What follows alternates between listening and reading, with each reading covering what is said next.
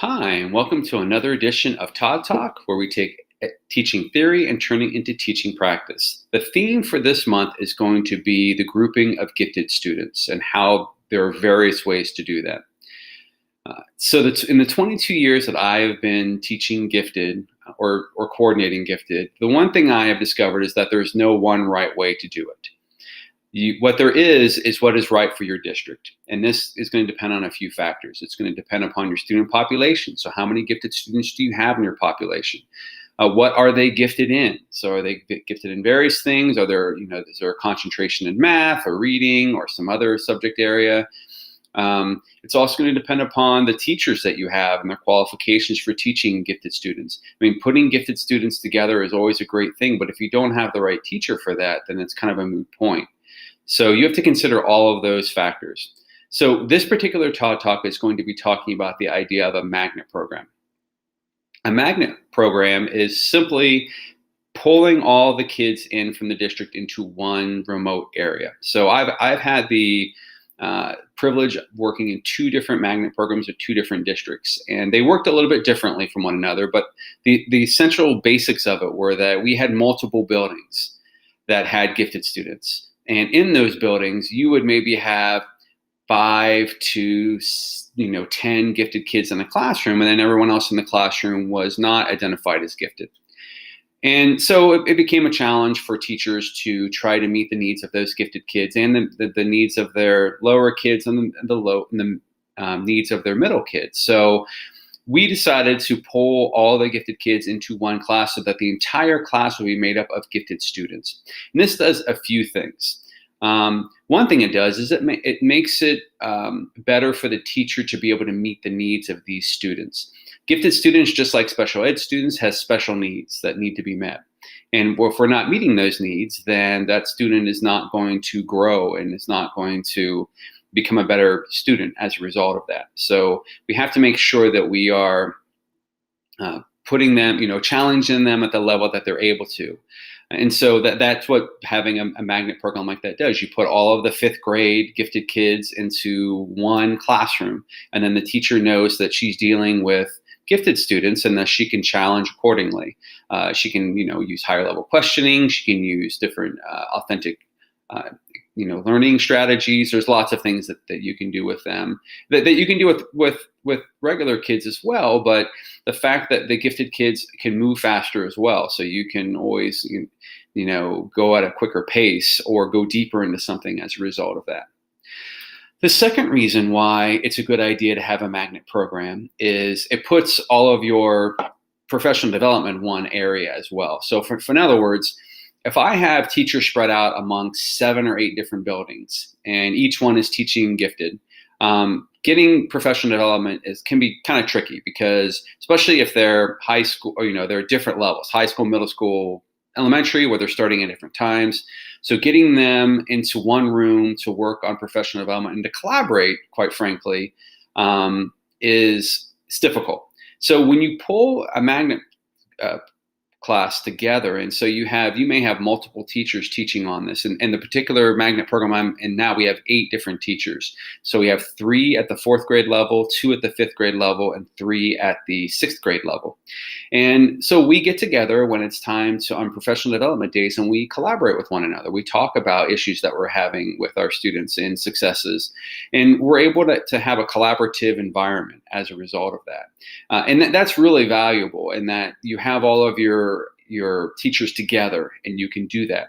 And it's also more simple when it comes to professional development, because then I can tailor that professional development for that group. And so we've spent all year this year working on what we want a graduate from our magnet program to look like. So what are the characteristics that they will have? What are the skills that they will have? And this way everyone's on the same page and we're all working towards the same goal. So when kids go from 4th to 5th to 6th grade, all teachers are working towards that same goal. So that collaborative element is really important when it comes to a magnet program as well. The final reason why it's very beneficial to have magnet program is that it puts like-minded students together.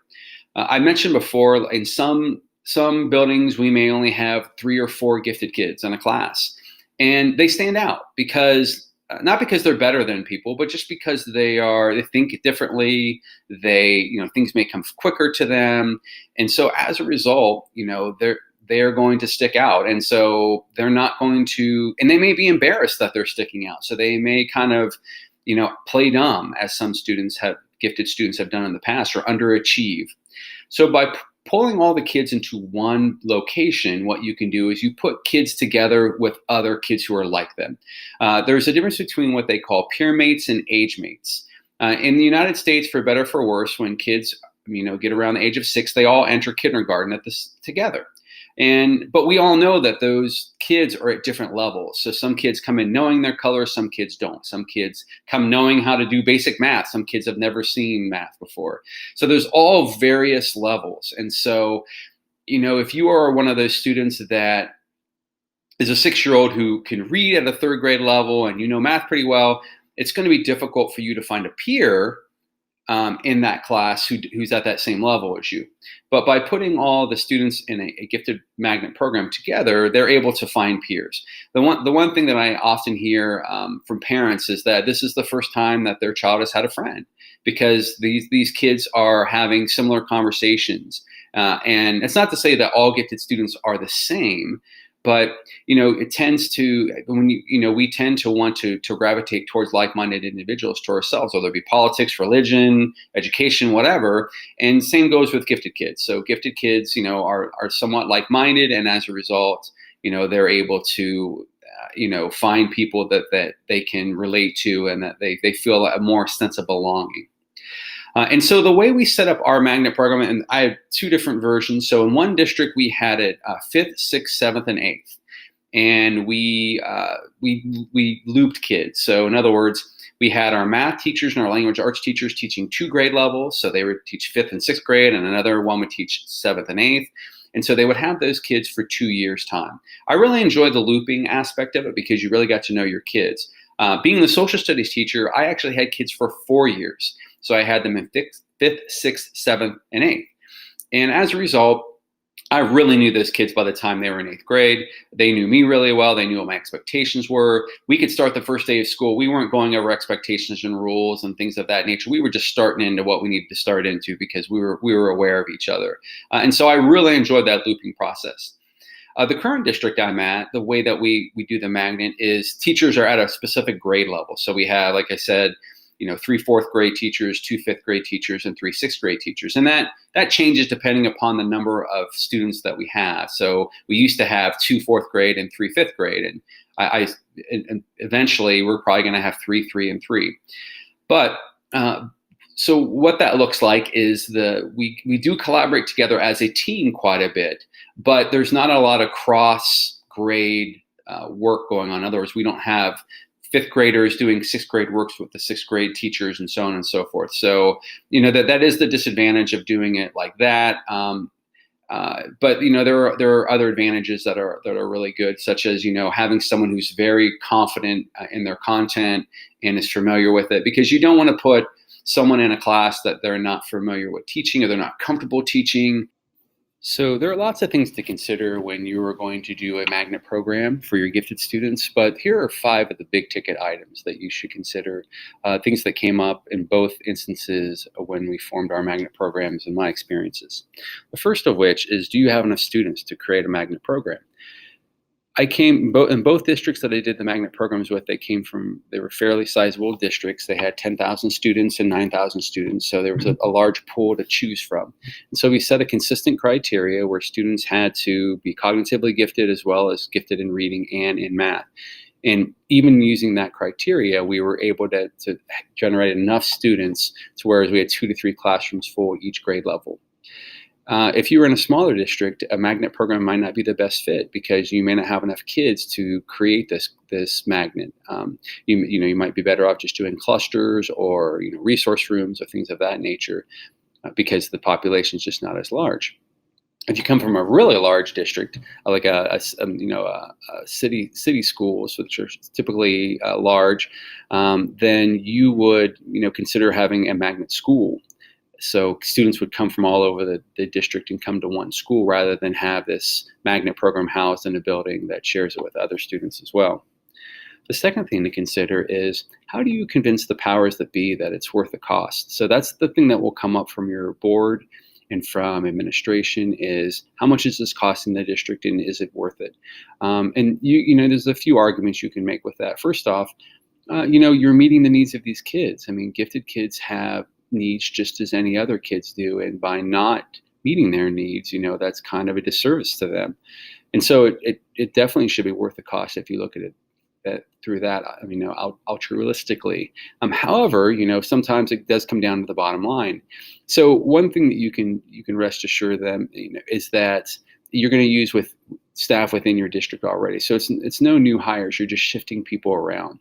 So when you create the magnet program, you're not increasing the number of students you have. So you should be able to pull people from around the district, and that way you're not really adding any salary to the bottom line. The other thing to consider, which I'll talk about a little bit later, is the cost of transportation. This is one that came up in one of the districts I was in, and how much it was costing them to do that. Although it can be argued that those kids are going to be transported no matter what. And so it doesn't make it, just because there's the magnet program doesn't give an additional cost of transportation. But that's something that you'll have to make sure that you are explaining to people so that they're aware that there's no misconceptions about how much the program is costing. The third thing to consider is, do you have enough staff that's properly trained to work with gifted students? So the first district that we did a magnet program with, within the district, we had 7 people who were certified gifted. And so they just were simply shifted over into this particular building where the magnet program was housed. And we had confidence that they were properly trained because they had the certification. The second district that we did a magnet program with, no one who was hired for the team had their gifted certification. But upon condition of hire, or upon condition of coming to that position, they agreed to get their gifted certification. But keep in mind, the bottom line is that you definitely want people who move high ability kids. So someone can be certified and gifted and not do that very well. So you do want to make sure that you're looking for candidates that, through their data or through their past past data, that they are showing that they can grow high ability kids, because that's the teachers that you want teaching those classes. I would rather have a highly qualified teacher who is not gifted certified than a gifted certified person who doesn't move high ability kids. The fourth thing to consider is, where is your magnet program going to be housed? So there are a couple of options. Like, one is to centrally locate it. So have it in one building in the center of since you're pulling kids from all over the district, in this way, no one is coming from really far away. The district that I'm at currently, we're housed in a building at one end of the district, and kids have to ride on the bus anywhere from 30 to 45 minutes if they're coming from the far end of the district. And that's not ideal. So that's something to consider. You also have to consider, are there enough classrooms or space? We were fortunate in the first magnet program that I did that we were housed at a building that was kind of going through a transition. So we had an entire wing to ourselves, and we could stay very autonomous so we were a small school within the school. We were making decisions for ourselves and running our own program within the school that was being, supervised by an administrator that was dealing with the other parts of the school. So that's something to consider as well. Another thing that you have to consider is, you have to consider how it looks where you put it. So if you put it at the most economically affluent building in your district, that's just going to feed into the idea that a lot of people have, that gifted is elitist and is only for rich kids, which we know is not the case, but it's definitely going to send that message. So you have to consider, politically where you're going to put it and why you're putting it where you're going to do that. So that's another thing that a lot of thought needs to be given to, is where you're going to house it. The last thing to consider, and this is one that came up in both instances, is how transportation was going to be handled. So the first district that I worked at already we had a lot of school of choices already, so it wasn't a big deal because the transportation was used to taking kids all over the district. But the second district I was at, they were very local. They were local schools, and so people were going to their neighborhood schools, and all of a sudden we had to pull in kids from all over the district, and we had to figure out how to do that so kids weren't on the bus for 45 minutes. We've gotten better at it. We get kids here at a more quick manner.